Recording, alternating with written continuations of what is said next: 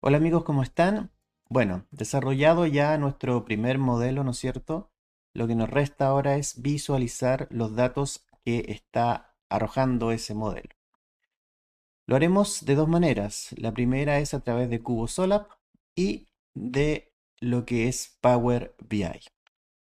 ¿Por qué yo trabajo con CuboSolab? Básicamente es porque me permite hacer actualizaciones directas, ¿no es cierto?, del modelo de datos. A diferencia, por ejemplo, de Power BI, que algunos dirán, pero también se pueden programar las actualizaciones, es más complejo hacerlo en Power BI el tema de las actualizaciones. Con un cubo directo a el modelo, nosotros podremos actualizar sin problemas esos datos. Cuando se van, ¿no es cierto?, poblando las bases de datos, vamos a poder actualizar en cualquier instante esa información. Esa es una de las mayores ventajas que tiene esta técnica y además, ¿no es cierto?, que nos permite analizar la información de una manera muy detallada. Así que vamos con este video.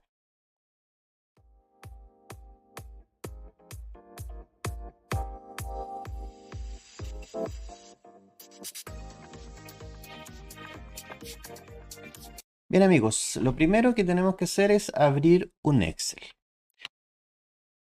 A través de esta plataforma vamos a llegar, ¿no es cierto?, a nuestro modelo de datos y vamos a trabajar esos datos en Excel, ¿ya? Vamos a ir a la pestaña de datos, obtener datos. Fíjense que acá estamos haciendo el proceso ETL al revés, es decir, estamos rescatando información ahora de otra fuente de datos que en definitiva es nuestro modelo, pero también es parte de un proceso TL, es decir, rescatar datos, en este caso de esta fuente de datos que se transformó en nuestro modelo. En este caso voy a ir a una base de datos de Access, que fue la plataforma que está alojando nuestros modelos. Vamos a pinchar acá y vamos a ir a buscar nuestra consulta final, ¿no es cierto?, que nosotros realizamos en nuestro modelo. Bien, acá está mi base de datos, la selecciono, ¿no es cierto? Se va a desplegar, ¿no es cierto?, el modelo que yo hice y las distintas consultas que van a aparecer, ¿no es cierto?, y que se ven en ese modelo. Fíjense que nosotros hicimos una consulta sobre una consulta unión, porque yo les comentaba que en estas plataformas se accede a la consulta común y corriente y no a la consulta de unión. Acá está nuestra consulta que nosotros hicimos en donde unificamos las distintas estructuras de resultados, la consulta final de resultados. Voy a cargar esta consulta. Bueno, acá lo que se hace es, se cargan los datos entonces en esta consulta, ¿ya? Fíjense que trae todos los datos de mi modelamiento que hice con las columnas, ¿no es cierto?, del resultado del año, más el ejercicio anterior y el presupuesto. Todo esto ahora viene en forma de datos a mi Excel. ¿Qué voy a hacer yo? Simplemente voy a armar, ¿no es cierto?, un cubo con estos datos, ¿no es cierto? Voy acá a insertar una tabla dinámica y voy a armar y configurar, ¿no es cierto?, mi tabla de comparación. Voy a usar, por ejemplo, la empresa, el mes, el centro, los grupos, las áreas, etcétera, etcétera. Distintas clasificaciones que nosotros podamos agregar a nuestra tabla, a nuestro modelo, nos va a servir de mucho hoy día para analizar esos datos. Fíjense que acá, por ejemplo, hay columnas que nosotros agregamos a través de las tablas de clasificación. Son columnas hoy día relevantes para hacer análisis en estos datos. Vamos a anotar entonces en el sector de valores, ¿no es cierto?, el resultado del 2024, el resultado del 2023 y mi presupuesto que lo voy a poner acá al medio. Voy a configurar este campo, ¿no es cierto?, como un campo de suma de número sin decimales, ¿ya? Y con este formato para que se revisen o se vean bien los costos y los ingresos. Voy a hacer lo mismo con el presupuesto, ¿no es cierto? Voy a formatear estas tablas para que quede de una manera más visible, ¿no es cierto? Que es un costo, que es un ingreso. Y vamos viendo cómo se ve esto. Acá yo le voy a agregar el número 2024 punto.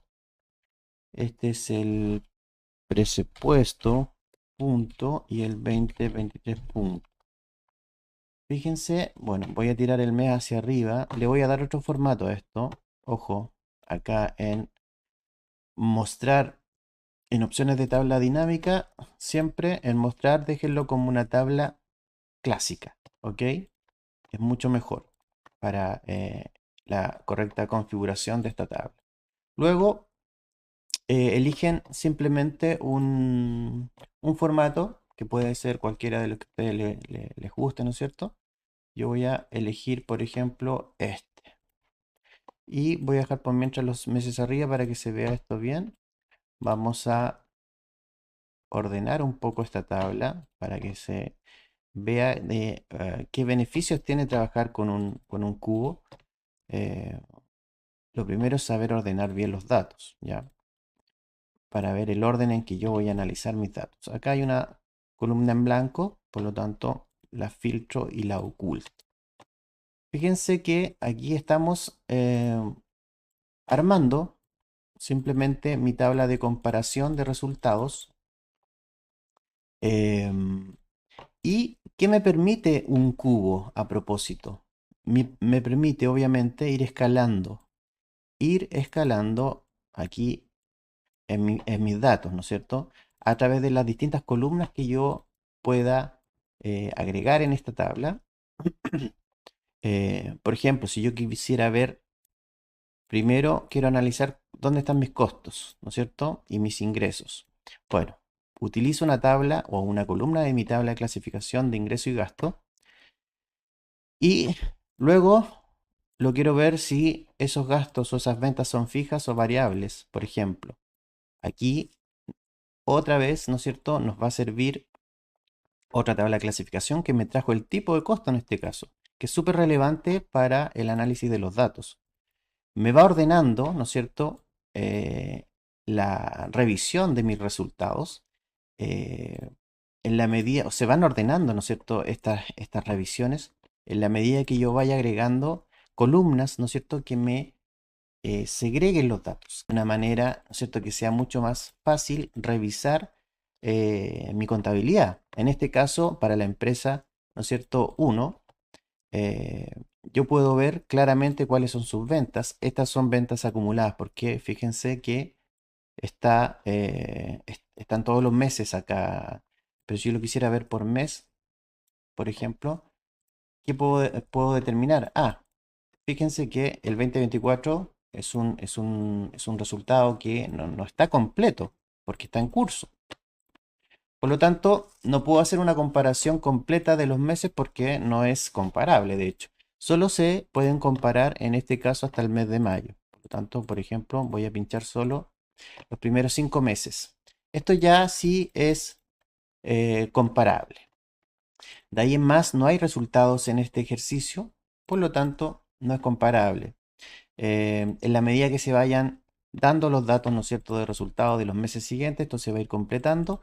Y como les decía, ¿cuál es la ventaja de tener un cubo? ¿No es cierto? Primero que uno va escalando de forma detallada en los distintos centros, áreas, cuentas, conceptos. Depende de cómo esté estructurada su contabilidad, ¿no es cierto? Pero va a ir escalando de una manera muy, muy importante, muy detallada. También, ¿no es cierto? Considerando las distintas tablas de clasificación que yo, ¿no es cierto? Como controller voy a ir agregando para darle mayor orden, ¿no es cierto? A nuestra revisión y mayor profundidad a nuestra revisión.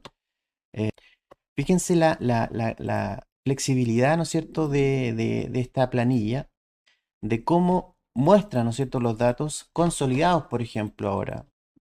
Voy a simplemente sacar la empresa, ¿ya? Y voy a revisar mis ingresos totales ahora, ¿me entienden? Entonces es una herramienta muy, muy interesante para el análisis de datos y que se conecta esto está conectado directamente a nuestro modelo y nuestro modelo está conectado directamente a las bases de datos de la empresa. Por lo tanto, si yo actualizo esto, ¿no es cierto?